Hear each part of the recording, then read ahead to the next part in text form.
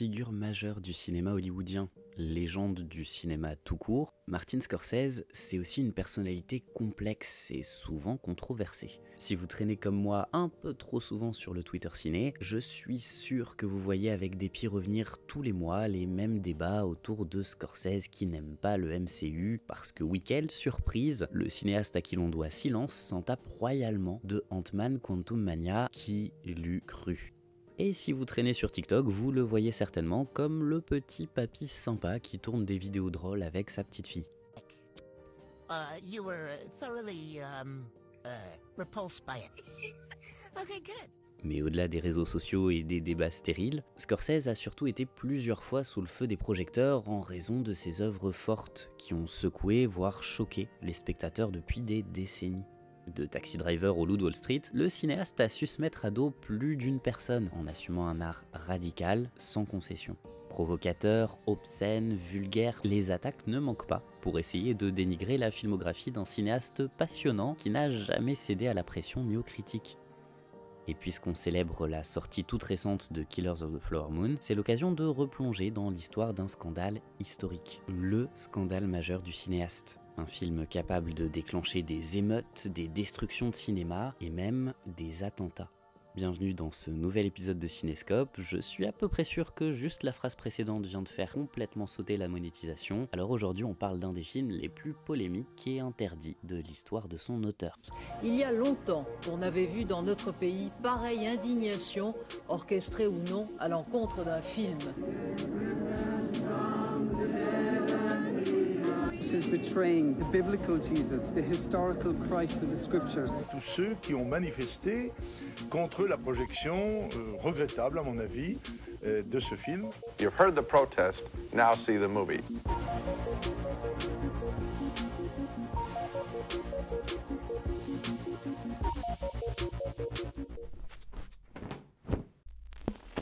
En 1972, un jeune Martin Scorsese en tout début de carrière réalise Bertha Boxcar, film tiré d'un roman de Ben Reitman et produit par l'infatigable Roger Corman. Malgré un accueil critique très mitigé, le film permettra à Scorsese de rencontrer l'actrice Barbara Hershey, avec qui il travaillera à nouveau des années plus tard. Et petit hors-sujet, mais si vous avez ma tranche d'âge, donc entre 25 et 30 ans, vous l'avez sûrement découvert cette actrice comme l'inoubliable maman malsaine et terrifiante de Black Swan. Quoi qu'il en soit, Barbara Hershey s'entend merveilleusement bien avec le cinéaste, et elle lui offre une copie du roman La dernière tentation du Christ de l'écrivain grec Nikos Kazantzakis. Ayant grandi dans une famille italienne chrétienne, Scorsese a toujours été un cinéaste passionné par le spirituel, et adapter la vie du Christ à l'écran était déjà un rêve qu'il entretenait depuis des années. Pour boucler l'anecdote Barbara Hershey, l'actrice finira par incarner Mary Magdalene dans le film, mais Scorsese lui a fait passer l'audition comme toutes les autres actrices et insisté sur le fait qu'il ne lui faisait pas une simple faveur. Durant les années suivantes, le cinéaste va tenter de mettre sur pied ce projet fou, et ça ne va pas être de tout repos. À vrai dire, l'immense Sidney Lumet avait déjà tenté de monter le projet en 71 et avait fini par jeter l'éponge face au refus des studios. Cette fois-ci, c'est Paul Schrader, compère de Scorsese notamment pour Taxi Driver, et grand scénariste-réalisateur fasciné par les questions autour de la foi, qui adaptera le roman en scénario. Jay Cox, fidèle scénariste de Scorsese lui aussi, contribuera à plusieurs réécritures, mais ne pourra pas être crédité pour des raisons contractuelles. Mais Schrader lui-même a déclaré plus tard que ce traitement était injuste, tant Cox avait apporté beaucoup de choses au projet.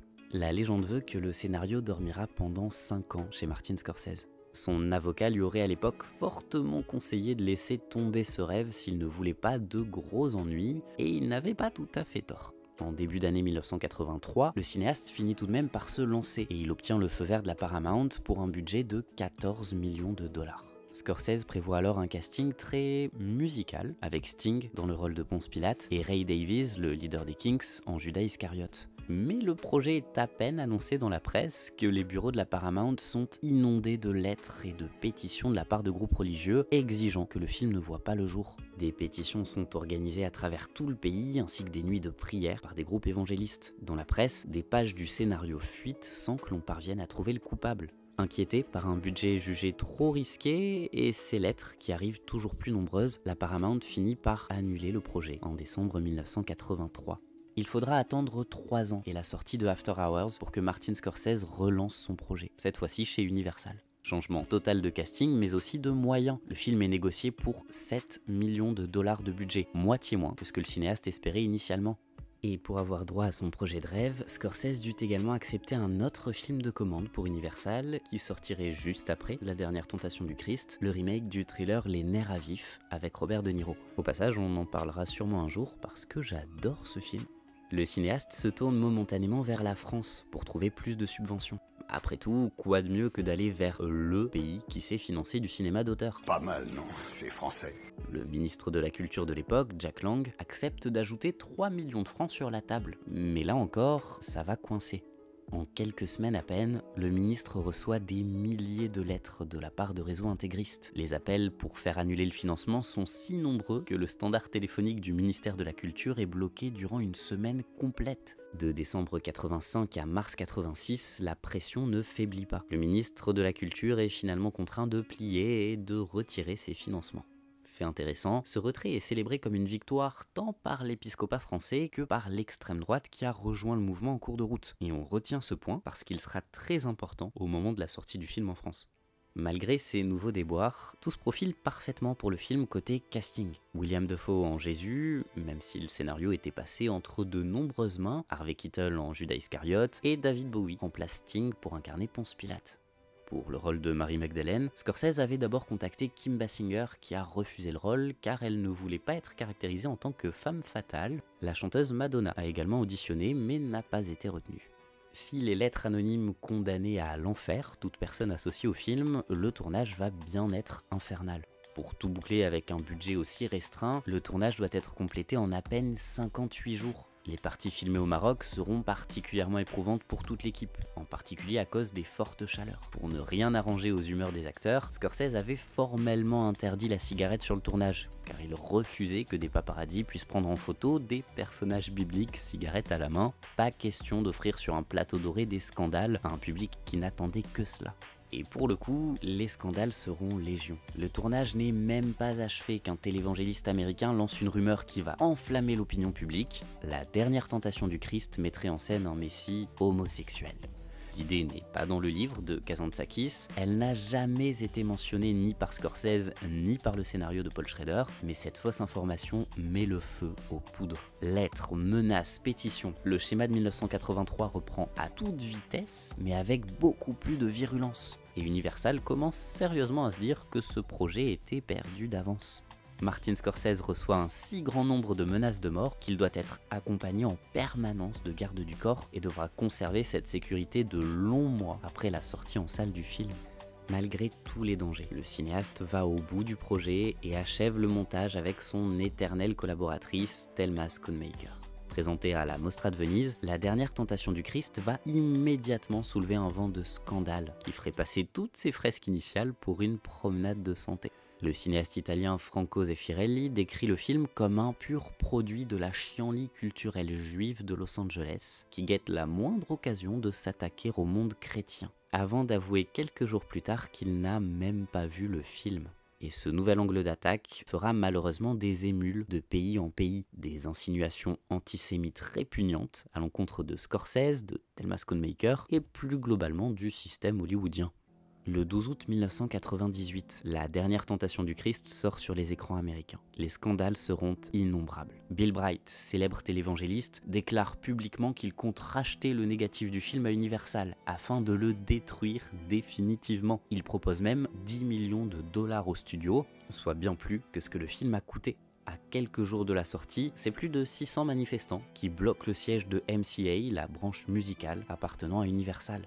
Les protestations et les actions publiques sont si bruyantes et si nombreuses que plusieurs chaînes de cinéma américaines annoncent qu'elles ne diffuseront pas le film, à l'instar de General Cinemas, véritable géant dans le milieu qui représentait près de 1500 écrans sur le territoire nord-américain à l'époque. Et les gérants des chaînes qui choisissent de maintenir le film à l'affiche reçoivent eux aussi de nombreuses lettres, voire carrément des menaces de mort. Après s'être battu des années, ne serait-ce que pour voir son œuvre prendre vie, Martin Scorsese est désormais menacé de voir son film exister dans l'anonymat, être tout simplement privé de salles et d'écrans sous la pression religieuse et politique. Notons au passage que même après sa sortie vidéo, le film fera l'objet de nombreux boycotts. La célèbre chaîne de vidéoclub Blockbuster Video refusera d'ajouter le film à son catalogue.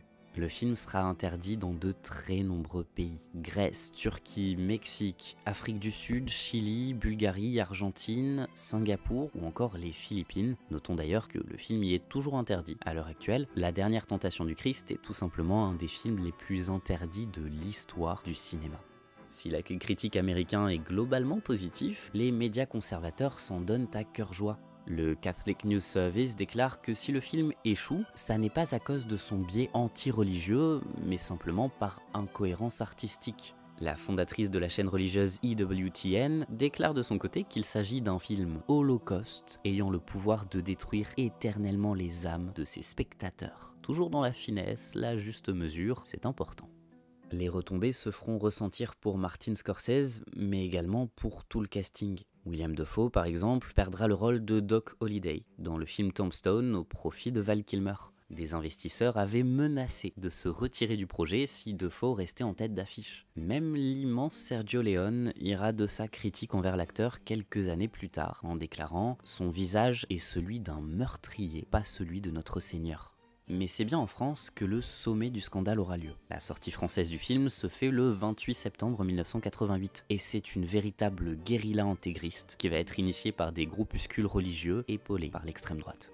Dès la première séance, des groupes de manifestants bloquent l'accès aux salles. L'association familiale chrétienne envahit l'espace public pour faire interdire la diffusion du film. D'autres groupes forcent l'entrée des cinémas et se mettent à prier à voix haute en pleine séance pour demander la punition des mécréants venus soutenir cette œuvre blasphématoire. À Aix-en-Provence, le député maire du parti UDF démocrate chrétien n'a pas vu le film, mais décide tout de même d'en interdire la distribution sur son territoire.